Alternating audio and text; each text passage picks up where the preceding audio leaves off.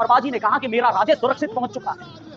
तब जाके उन्होंने प्राण त्यागे। शिवाजी महाराज एक बार पन्हाड़ा किले में थे, तो पन्हाड़ा किले के अंदर इधर बीजापुर का सुल्तान था उस समय अली आदिल शाह, वास्तव में छोटा बालक था।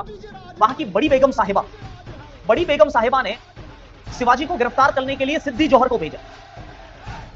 सबने मिलकर शिवाजी महाराज को पन्हाड़ा किले में घेर लिया। विशालगढ़ किले की तरफ जाना चाहते थे। फौज ने, बीजापुरी फौज ने और मुगल फौज ने घेर रखा किले को। अब निकले तो निकले कैसे? शिवाजी छापामार छलावे वाले युद्ध करने में बड़े माहिर थे। शिवाजी महाराज का कहना था कि दुश्मन को अगर पीठ दिखानी है तो दिखा दो, क्योंकि शेर 2 कदम पीछे लेता है तो कड़ा प्रहार करने के लिए लेता है। उस शिवा काशिद जो हूबहू शिवाजी की शक्ल जैसा दिखता था, उसको किले से बाहर निकाल दिया और बीजापुरी फौज ने शिवा काशिद को शिवाजी समझ के गिरफ्तार कर लिया। चंद मराठी मावरों के साथ में विशालगढ़ किले की तरफ निकल पड़े। थोड़ी देर में वैसे ही पता चलना था कि शिवा काशिद ओरिजिनल शिवाजी है नहीं, तो मुगल फौज ने और बीजापुरी फौज ने उनका पीछा किया। करीब 40,000 की फौज थी। तो रास्ते में एक जगह पड़ती है जिसका नाम है खोड़खिंड। तब इस खोड़खिंड नाम की संकरी घाटी में भयंकर बारिश हो रही थी और 30-40 मराठी मावड़े थे, और उसमें शिवाजी के सबसे खास, सबसे वफादार बाजी प्रभु देशपांडे।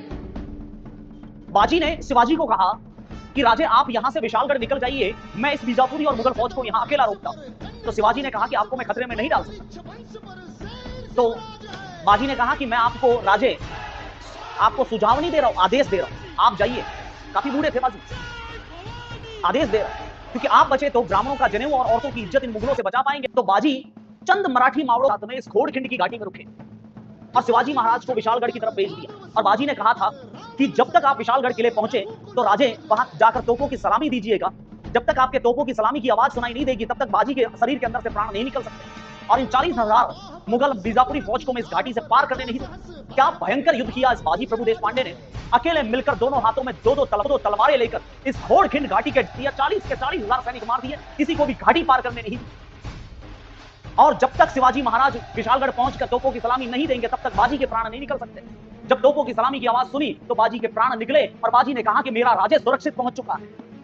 तब जाके उन्होंने प्राण त्यागे। वर्तमान महाराष्ट्र सरकार ने इस खोड़खिंड घाटी को नाम दिया है पावनखिंड।